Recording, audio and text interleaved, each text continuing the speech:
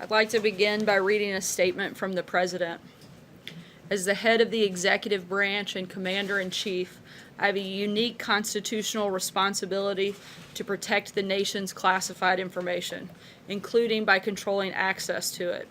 Today, in fulfilling that responsibility, I've decided to revoke the security clearance of John Brennan, former director of the Central Intelligence Agency. Historically, former heads of intelligence and law enforcement agencies have been allowed to retain access to classified information after their government service so that they can consult with their successors regarding matters about which they may have special insights and as a professional courtesy. Neither of these justifications supports Mr. Brennan's continued access to classified information. First, at this point in my administration, any benefits that senior officials might glean from consultations with Mr. Brennan are now outweighed by the risks posed by his erratic conduct and behavior. Second, that conduct and behavior has tested and far exceeded the limits of any professional courtesy that may have been due to him. Mr. Brennan has a history that calls into question his objectivity and credibility. In 2014, for example, he denied to Congress that CIA officials under his supervision had improperly accessed the computer files of congressional staffers. He told the Council of Foreign Relations that the CIA would never do such a thing. The CIA's Inspector General, however, contradicted Mr. Brennan directly, concluding unequivocally that agency officials had indeed improperly accessed congressional staffers' files. More recently, Mr. Brennan told Congress that the intelligence community did not make use of the so-called Steele dossier in an assessment regarding the 2016 election, an assertion contradicted by at least two other senior officials in the intelligence community and all of the facts. Additionally, Mr. Brennan has recently leveraged his status as a former high-ranking official with access to highly sensitive information to make a series of unfounded and outrageous allegations, wild outbursts on the internet and television about this administration.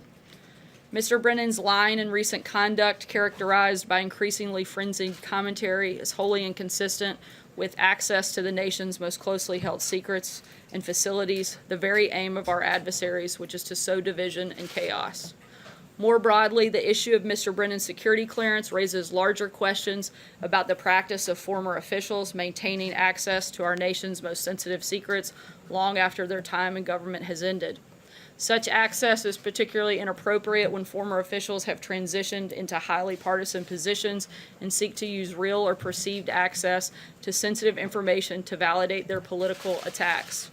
Any access granted to our nation's secrets should be in furtherance of national, not personal interest. For this reason, I have also begun to review the more general question of the access to classified information by government officials. As part of this review, I am evaluating action with respect to the following individuals: James Clapper, James Comey, Michael Hayden, Sally Yates, Susan Rice, Andrew McCabe, Peter Strzok, Lisa Page, and Bruce Orr. Security clearances for those who still have them may be revoked, and those who have already lost their security clearance may not be able to have it reinstated. It is for the foregoing reasons that I have exercised my constitutional authority to deny Mr. Brennan access to classified information, and I will direct appropriate staff of the National Security Council to make the necessary arrangements with the appropriate agencies to implement this determination. With that, I'll take your question. Jonathan. Sarah, first I've got a question I wanted to ask you, but first just to follow up on that. It seems like everybody that you mentioned has been a political critic of the president. Is he going after his political opponents with this? No, if there were others that weren't, that we deemed necessary, we would certainly take a look and review those as well.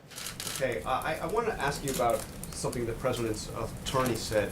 Rudy Giuliani said of the special counsel Robert Mueller needs to write the damn report so we can see it and rebut it. And he said if it's not written within the next 2 or 3 weeks, quote, we will just unload on him like a ton of bricks.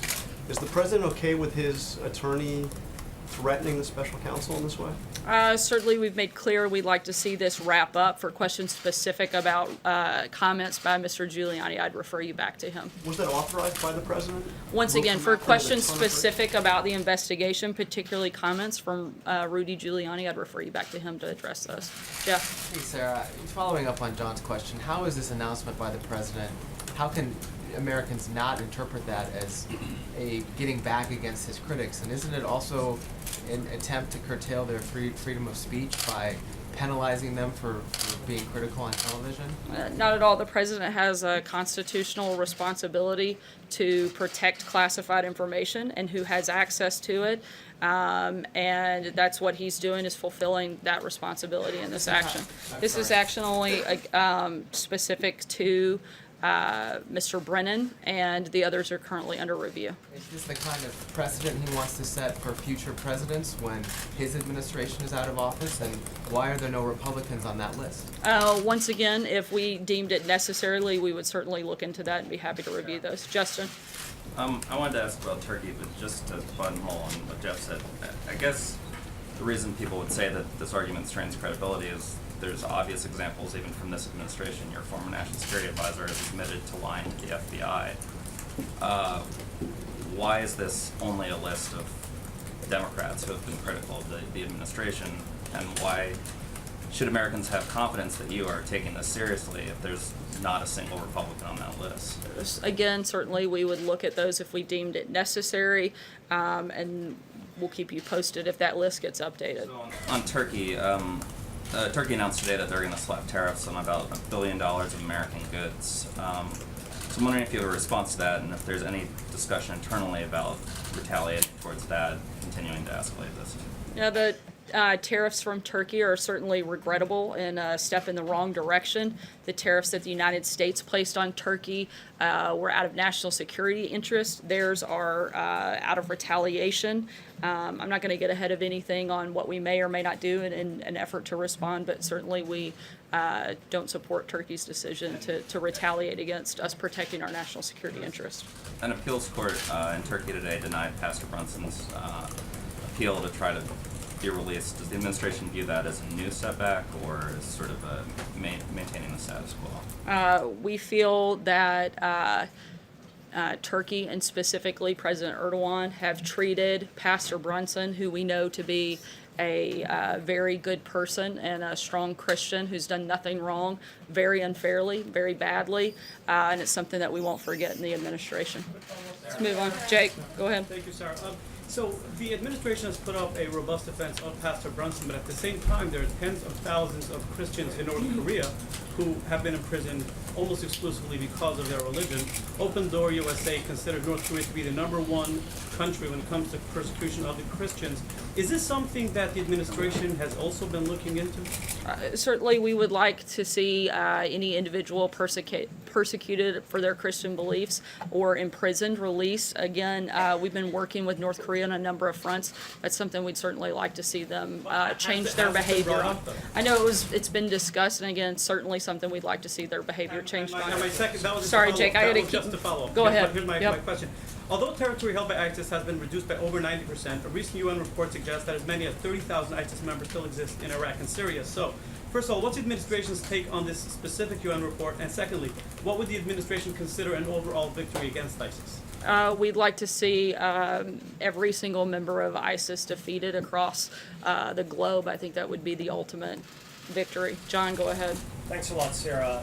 Closing arguments are taking place across the river in Alexandria for the tax fraud trial of Paul Manafort. And in mid-June, the president said that he felt badly for Mr. Manafort and that he believes he's being treated unfairly.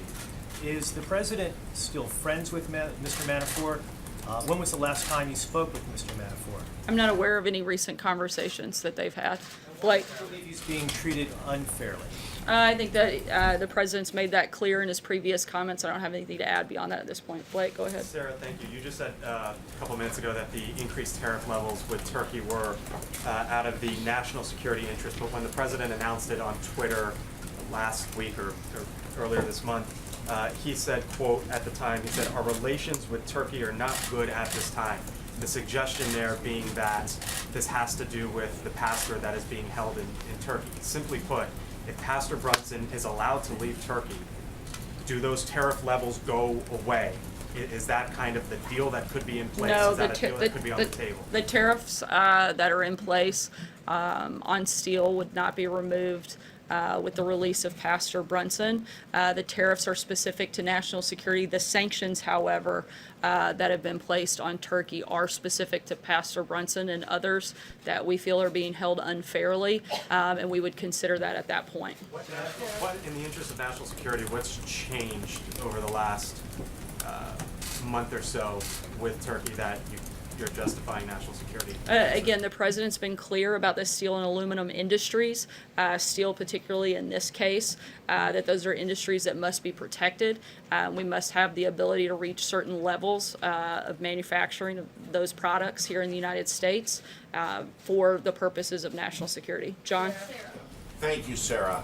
I was going to ask about Turkey, but based on your opening statement, I have to point out that the attorneys for former Director Comey and former Deputy Director McCabe say that their passes were automatically demagnetized the day that they were separated from their offices. Two others, Mr. Clapper and General Hayden, have said they do not use the pass at all. And also, it's my understanding from an historical standpoint, this would be the first time the president himself removed the passes from anybody, that has normally been done by agency heads or immediate superiors to people. Have you considered all these things in the process you say you're going to prove? Again, the other individuals, those are being reviewed, and that determination will be made at a later date. Those that have already been revoked, it would be for the purpose of reviewing whether or not they should be reinstated or not. Major. Sir, just to understand the standard that the president is applying, you outlined two areas of either contradictory or erroneous testimony from Brennan. Is that the only standard by which this administration is asserting he should have his security clearance revoked? Again, I laid out the reasons in the opening statement, Right, so you specific sound- to those two Director instances, Brennan. right. The others are currently under review. Don't have any So specifics my on this at question this is point. that the standard? If you give erroneous testimony, you say something you have to correct at a certain date in the future. If you work for this administration, for example, does that mean you could lose your security clearance? My understanding is this is being looked at on a case-by-case basis, which is why each individual is being reviewed and determination made at that Does this point. administration have any reason to believe or evidence to suggest Brennan has misused classified information or monetized his access to it, as was alleged earlier by this administration? Again, I've laid out the reasons for the decision that was made on this specific instance. We'll continue to review the other actions. Andrew? Could we assume by the absence of you not saying those things, you didn't find any evidence of that? No, I wouldn't make any assumptions. I'm telling you what the decision was based off on in this case. Andrew? Thank you very much. I wanted to follow up on the question yesterday about Afghanistan. Today there was another suicide attack in Kabul which killed 37 people in a school. A military base in the north has been overrun by the Taliban. They have also seized parts of the eastern provincial capital. Why do you think President Trump's strategy in Afghanistan is working? As always, we're going to continue to review and look at the best ways to move forward. I'll leave it to the Department of Defense to get into specifics about tactical situations on the ground. What I can tell you is that we're committed to finding a political solution to end the conflict in Afghanistan. We're exploring all avenues for dialogue and close coordination with the Afghan government. We're going to continue to do that. If we have announcements or changes in the policy, we'll certainly let you know. Peter? Follow up on the Turkey question, if I may. Have you guys assessed whether the liquidity situation in Turkey's financial sector is a risk in light of the fall of the lira? It's fallen like a quarter in the last 3 or 4 days. Certainly, we're monitoring the situation with respect to the Turkish economy and the decline of the lira, but Turkey's economic problems, those are part of a long-term trend, something of its own making and not the result of any actions the United States has taken. Sager? Thank you, Sarah. One of the individuals that you listed on that list of clearance that is under review is Bruce Ord. He's a current employee of the Department of Justice. So instead of putting him under the review, does the president believe he should be fired? I don't have any personnel announcements on that front. I can only speak to this specific case. Why just put his security clearance under review, which would render him unable to do his job and not just fire him? Once again, I don't have any personnel announcements on that front. I can just tell you we're looking into that specific matter. Peter? Sorry, I called on you earlier. Thank you, Sarah. If people who criticize the president publicly on TV or public in their criticisms Are they at greater risk of losing their security clearances than people who stay silent? Once again, this is looked at on a case-by-case basis, and we'll do an individual review and make that determination. Kevin? Thank you, Sarah. A question about the return of lawmakers on Capitol Hill, and then a follow-up very quickly. Now that they're back, can you sort of lay out the White House strategy for moving forward with this agenda? We've talked about wall funding. Obviously, a lot of people are very curious about the Kavanaugh nomination moving forward, DACA and other issues. Is there a strategy in place to begin to work with lawmakers now that they're back? Certainly, we have continued ongoing conversations on a number of fronts with lawmakers, even while they were not here in Washington. We are happy that the hearing dates have been set for Justice Kavanaugh, and we look forward to seeing him get confirmed. Catherine? My very quick Sorry. follow-up was, first of all, you didn't mention anything about a possible shutdown. Is that still something that the president is continuing? And my follow-up is going to be on the Farm Bill. There are a great number of people in a great number of states that are curious about this work requirement the USDA is trying to implement. In some places, they already have it. They say you have to work. In other areas, you don't have that requirement. Is that something the White House still supports? Something we still support in terms of a shutdown. I don't have any announcements on that front. We certainly still want to see a lot of things happen. We'd love for Congress to actually do its job, particularly when it comes to immigration. We have a completely broken system, and we'd like to see them work with us to fix it. Catherine? Thank you, Sarah. I don't have any updates for you on that front right now. Okay. Catherine? Omarosa Manigault Newman was the highest-ranking African-American staffer in the West Wing. No black. She actually didn't work in the West Wing, but go ahead. Well, no staffer has been appointed at that level since her absence. Can you tell us exactly how many African-American staffers there are in this building? And is it a priority for the administration to reflect the diversity of the country? Certainly, as I addressed yesterday, we value diversity, not just at the White House, but throughout the entire administration. And we're going to continue trying to diversify the staff. We have a large number of diverse staffers from various backgrounds, both race, religion, gender. How many staffers are there in this building? Look, I'm not going to go through and do a count. The same way I'm not going to do a sit down and count on the staffers that are in your news organizations. 13% of the country is African American. And we would love to diversify our staff and continue to do so. We do think it's important. We're going to continue to work to make that happen. Raquel? Sarah, thank you very much.